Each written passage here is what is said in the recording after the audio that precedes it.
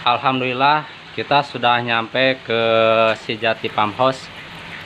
Di Sijati juga di sini ada budidaya anggur dari beberapa varian, yaitu ada anggur Everest salah satunya. Ini udah pada berbuah. Ini yang jenis anggur Jupiter. Buahnya emang agak kecil-kecil dibanding dengan buah anggur yang ada di pasaran. Ini rasanya seperti seperti mangga gedong gincu kalau yang merasakan sih. Nanti kita coba di tes rasa ya. Pak Denny, coba dirasain Pak, diambil Pak.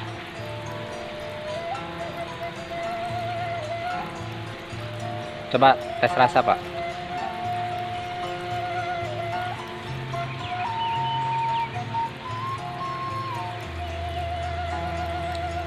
Luar biasa, rasanya itu tidak seperti anggur yang biasa kita di pasaran tuh. Rasanya itu seperti buah mangga gedong gincu. Rasanya bener sangat unik sekali rasanya untuk jenis ini tuh kayak gedong gincu. Ini jenis Jupiter Pak. Ini jenis Jupiter ya. Bener. Iya. Silakan kalau datang ke Sijati merasakan, mumpung ini lagi panen, anggurnya lagi siap panen. Jadi bisa merasakan varian-varian yang ada di sini. Dan di sini anggurnya anggur impor semua, ada Everest, ada Jupiter, dan ada Ninel, dan banyak lagi yang udah mulai berbuah. Saya sangat tertarik ini dengan rasanya anggur Jupiter ini. Coba kita tes yang anggur yang lainnya Pak. Nah ini jenis Dubois Sky Pink ya. Nah, kita coba rasanya seperti apa. Rasain Pak. Yang merah aja Pak, sebelah sana.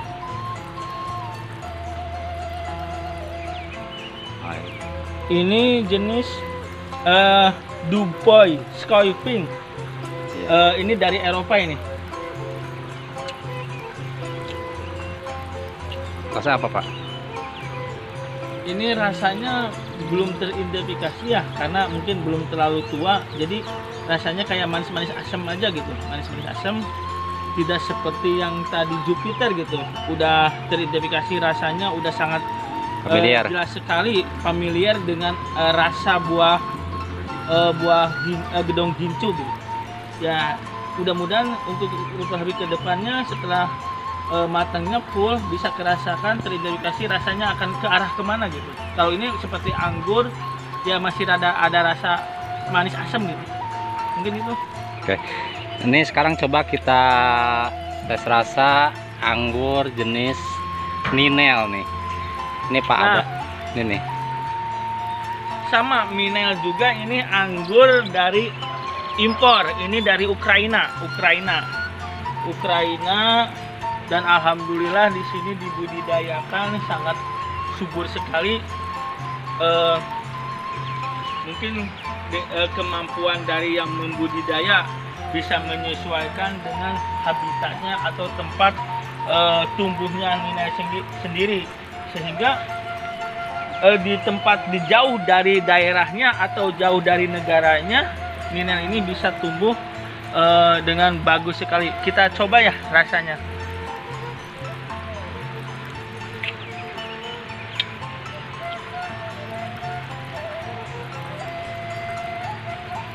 Kalau ini rasanya kayak ke buah pir. Buah pir. Ya, ini Nina ini kayak rasa ke buah pir. Manis-manis tapi ada asam kayak buah pir aja lah. Buah pir. Silakan pokoknya teman-teman, kalau mumpung ada waktu, ini udah masanya berbuah, udah ke arah sedikit sebentar lagi untuk panen. Jadi bisa merasakan jenis varian-varian anggur yang ada di sini. Ini anggur-anggur impor dari Sijati yang alhamdulillah beliau sebagai pembudidayanya, Bapak Mr. Patan, berhasil walaupun dia baru membangun baru membangun pertama, tapi alhamdulillah udah kelihatan hasilnya, terbukti tanaman yang dari luar daerah atau dari luar negaranya pun bisa tumbuh di Sijati ini, yaitu bertepatan di daerah Gunung Jati, Cirebon. Oke, kita langsung ke sosok di balik keberhasilan budidaya ini. Kita akan berbincang dengan Bapak Pathan Rianto selaku owner dari Sijati Farm House. Kita sekarang bersama Bapak Pathan Rianto sebagai owner dari Sijati Farm House. Kita akan bincang-bincang sedikit tentang kiat-kiat membangun usaha Sijati Farm House ini, yang dimana salah satunya ada tanaman anggur. Ini gimana Pak Pathan bisa rasanya seperti ini tuh Pak? Bismillahirrahmanirrahim. Assalamualaikum warahmatullahi wabarakatuh. Salam pengangguran semua untuk sahabat tani, agrobisnis, agrowisata dan lain sebagainya. Tujuan saya membuat farm ini memang yang pertama hobi, lalu yang kedua juga di sini mempunyai keinginan, punya niat apa yang bisa dilakukan oleh petani-petani kita di Indonesia yang komoditinya itu masih memang dari luar ya. Akan tetapi alhamdulillah tanaman anggur ini ternyata bisa tumbuh subur, bahkan sesuai dengan populasinya anggur di Indonesia ternyata dapat tumbuh subur juga. Salah satunya di Sijati Farm House ini, alhamdulillah ketika saya membuka lahan itu dengan area lahan sekitar 450 meter persegi, saya membuat media tanam itu ada sekitar 60 media tanam. Dalam 60 media tanam itu ada 11 varietas anggur yang saya tanam, yang seluruhnya anggur dari luar negeri. Kebanyakan dari Ukraina, lalu juga ada dari Korea, lalu ada dari Jerman, ada juga dari Turki, mungkin ada satu juga ada anggur Brazil. Memang dia itu bukan anggur rambat ya, namun dia tumbuh di batang-batangnya. Ini akan saya coba semua, dan mungkin dari varietas yang saya tanam ini ada Transfiguration, ada Ninel, Jupiter, ada Angelica, ada Dubois Pink, ada juga Angelica, ada juga Julian, dan Mondrop, Suni Dolce juga. Alhamdulillah dapat tumbuh dengan suburnya. Dan tadi pertanyaannya, kenapa kok bisa tumbuh subur sampai berbuah? Alhamdulillah, yang pertama itu di media tanam yang harus kita perhatikan. Kenapa? Karena pohon anggur itu ternyata kebanyakan orang yang bertanya, bahkan main ke sini itu menanyakan, apakah anggur itu bisa ditanam di dataran rendah gitu. Kan kebanyakan di dataran tinggi, suhunya itu yang dingin. Saya jawab, oh enggak, karena memang kalau saya melihat dari anggur itu sendiri kan dari Eropa, kebanyakan dia itu tumbuh di 4 musim. Kok kenapa di Indonesia nggak jadi? Bahkan kalau kena sinar matahari itu harus 80% kena paparan sinar matahari, dan juga harus kena angin gitu. Artinya memang apa yang disampaikan karena ketidaktahuan juga, ternyata anggur itu tumbuh itu di lahan yang tropis, lahan yang panas. Dan juga kalau tanaman anggur tidak cocok di daerah pegunungan yang tanahnya itu gembur, tanahnya itu banyak lumpurnya gitu, seperti tanah merah. Dan cocoknya anggur itu adalah di tanah yang poros. Artinya poros itu kering tidak, basah tidak gitu. Gembur gitu ya? Gembur, betul. Tanahnya itu berpasir, tanah liat berpasir. Itu cocok untuk tanaman anggur yang ditanam. Lalu untuk pemupukan juga itu wajib kita lakukan. Dari yang pakai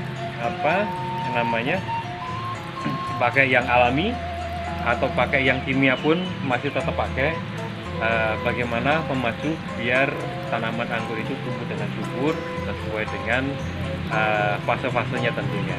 Dan alhamdulillah dari kebun yang saya tanam ini, dari 11 varietas yang saya tanam ini, Mereka itu saya tanam dari cutting, dari grafting juga, semua saya tanam sesuai dengan mekanisme penanamannya, dan mereka baru berusia 5 bulan jalan. Alhamdulillah, masa vegetatifnya sudah jalan, sekarang masa generatifnya. Dan yang saya pakai ini metodenya metode single cordon, dan juga dia pakai sistemnya itu sistem trellisye. Ada sistem para-para, ada trellisye, dan juga ada trellis I, tergantung dari kita mau mana yang dipakai. Tentunya dengan tujuan, dengan sistem trellis ini, dengan maksud dan tujuan agar maintenance atau pemeliharaannya itu lebih simple, lebih mudah. Kalau contoh yang ini, para-para, sistem para-para ini otomatis kita harus menengadahkan kepala kita nih, sambil motong-motong, maka kayaknya capek juga ya.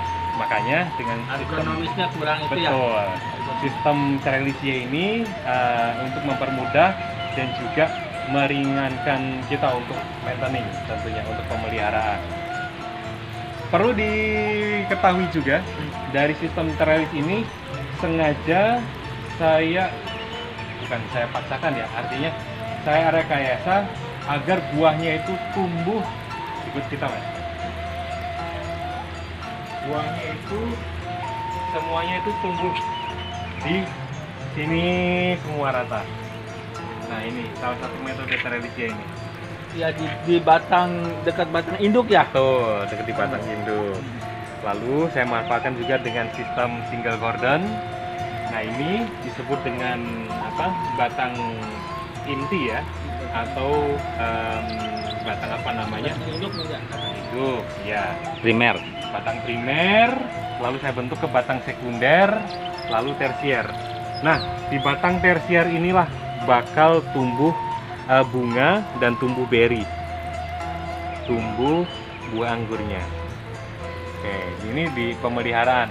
Mungkin kalau kita kumpas tuntas bagaimana metode ini bisa berjalan, nanti step by step ya, karena Oke, panjang nih. siap. Akan insya Allah saya jabarkan, saya berikan edukasi seperti apa yang pernah saya tanam ini, sama saya juga belajar. Semoga nanti kontribusi dari rekan-rekan semua, dari agromania semua tentunya ya, bisa berkontribusi juga, memberikan saran dan masukan kepada saya. Semoga semua diharapkan petani-petani kita ini bisa menanam anggur di lahan. Walaupun lahannya itu terbatas, itu ternyata bisa dilakukan, Pak Denny. Mungkin itu saja yang saya sampaikan, Pak Ya, Denny, mungkin Pak Madri. sedikit akan menanyakan kira-kira kendala-kendalanya apa nih pada saat memulai usaha budidaya anggur ini. Kebetulan kan ini usaha yang baru pertama ya, baru pertama mencoba dari nol pengalaman, dari nol pengetahuan, tapi alhamdulillah bisa berhasil. Tanda arti berhasil itu baru nanam dari mulai kecil, dari usia 5 bulan ya. Dari usia 5 bulan yang udah bisa ditanam, dipindah dari tempatnya, kok langsung berbuah gitu, berbuah yang sangat menggiurkan gitu, dengan varian-varian rasa yang berbeda. Kira-kira kiat-kiatnya apa dan apa kendala-kendalanya selama ini gitu, Pak Patat? Ya, terima kasih. Kalau saya kiat-kiatnya karena ketidaktahuan saya di budidaya anggur, bagaimana cara penanamannya, sampai perlakuan pemberian pupuk kimianya atau pupuk alaminya seperti apa, saya banyak belajar itu. Saya kumpul di sebuah komunitas, komunitas penganggur, komunitas apa saja yang berkaitan dengan pertanian, itu saya tanya gitu. Dan rekan-rekan pengangguran yang ada di Jawa Barat maupun di luar Pulau Jawa, saya pernah lakukan berkunjung juga, dengan tujuan saya mau benar-benar mau menimba ilmu bagaimana cara menanam anggur itu tadi, seperti itu Pak Denny.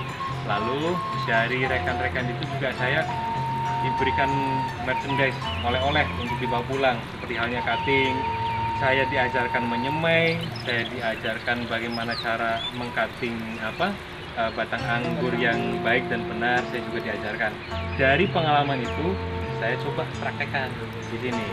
Saya mulai itu di bulan Oktober tahun yang lalu, 2019.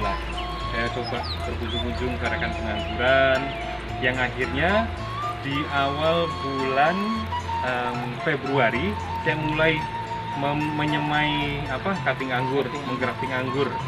Dan setelah alhamdulillah dari hasil cutting grafting itu, dari penanaman cutting itu 100% dan 90%-nya itu berhasil tumbuh akar. Alhamdulillah gitu loh. Nah, setelah tumbuh selama 2,5 bulan itu sudah tumbuh akar dan juga ada daun juga, sekitar ada 5 helai daun. Itu saya sudah menyiapkan media tanamnya.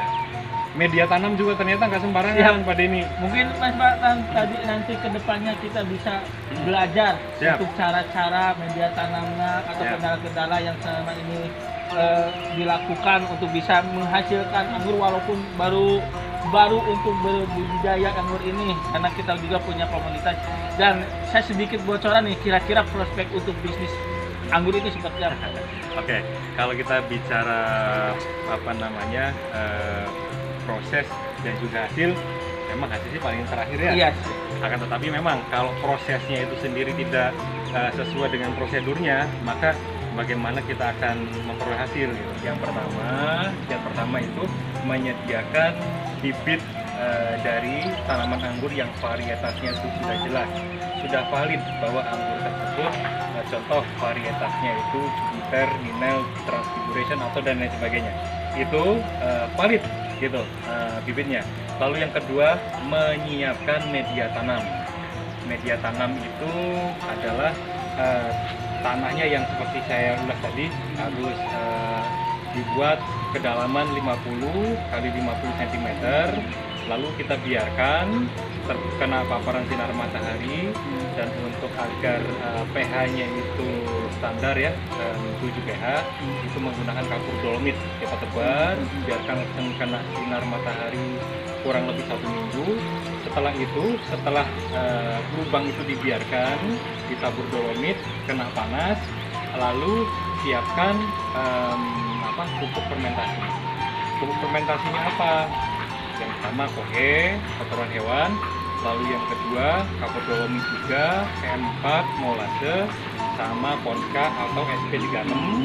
Itu tambah satu lagi sekam padinya. Kita bakar sekamnya, lalu kita fermentasi sampai dengan kurang lebih 2 minggu waktunya. Setelah fermentasi itu jadi, fermentasi yang jadi seperti apa? Seperti kohe atau lain sebagainya sudah menyatu dan sudah berbentuk seperti tanah poros, itu disebut fermentasinya itu berhasil. Setelah itu fermentasi kita tabur ke media tanam itu tadi, dibiarkan lagi, jangan langsung ditanam bibitnya. Bibit anggur jangan langsung tanam, kita biarkan dulu. Setelah kita siram setiap hari dan pH-nya kita ukur juga normal antara 6 sampai 7 pH, itu sudah layak untuk ditanamin bibit anggurnya. Setelah itu baru kita tanam bibit anggurnya. Di minggu pertama kita berikan Ponca, biarkan saja dulu, atau kita kasih toppingnya itu dengan arang sekam dicampur dengan kohe lagi kabut depannya setelah media tanam itu sudah ditanam. Nah, setelah itu kita rawat sampai dengan tumbuh, atau bahasa anggurnya itu ngacir gitu. Kalau ngacir itu istilahnya tunas dari anggur itu menjalar dengan sukses dan berhasil lah gitu. Ketika pohon anggur itu sudah berbentuk sekunder dan batangnya itu pun sudah berwarna coklat seperti ini, itu ditandakan berhasil. Ditandakan berhasil dalam segi vegetatifnya ya, cabangannya. Betul. Baru kita menyiapkan cabang tersiernya. Cabang tersier itu ada pencabangan tunas air dan juga ada mata tunas. Ini saya pakai mata tunas ya. Nah, ketika tumbuh dia pasti akan muncul bunga, dan baru dia sudah berbentuk beri, Dan masa sampai dengan panennya ketika sudah berbuah itu 130 hari. 130 hari. Ya, 130 hari. Ini 130 hari itu setelah menjadi berry. betul. Betul. 130 hari dan kita coba nih diambil samplingnya. Lalu kita ukur tingkat kemanisan buahnya itu sudah sudah sejauh mana. Gitu loh. Itu mungkin saran saya nih. Oh. Ya, aduh begitu jelasnya Pak Patan. Untuk kami terima kasih, mudah-mudahan tadi pemaparan yang dari awal dari mulai penyediaan lahan yang difermentasi sampai penanaman di bibit dan sampai membuat batang-batang sekunder sampai menghasilkan buah dan sampai ke depannya untuk tes untuk rasanya buat itu sendiri, begitu jelasnya. Mudah-mudahan itu menjadi inspirasi buat kami sebagai pemula dalam bisnis budidaya anggur ini. Mudah-mudahan apa yang kita sampaikan oleh Pak Patan bisa bermanfaat buat kami, khususnya bagi pemula dari kami dari tim MHC dan bagi teman-teman semua yang mau memulai bisnis anggur ini. Mudah-mudahan informasi ini bisa diterima dan bisa diimplementasikan untuk budaya bisnis anggur itu. Mungkin untuk waktunya, terima kasih Mas Badan telah mengganggu. Terima kasih informasi-informasi yang disampaikannya, dan kami juga dari tim MHC terima kasih juga telah diberi kesempatan untuk berkeliling kebunnya dan mencicipi buah yang kelihatannya enak sekali, terutama buah Jupiter ini yang rasanya seperti buah mangga gedong gincu.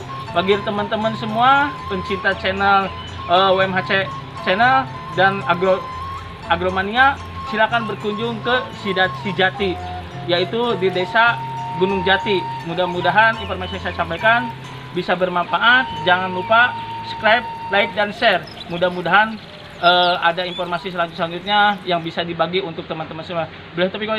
Wassalamualaikum warahmatullahi wabarakatuh.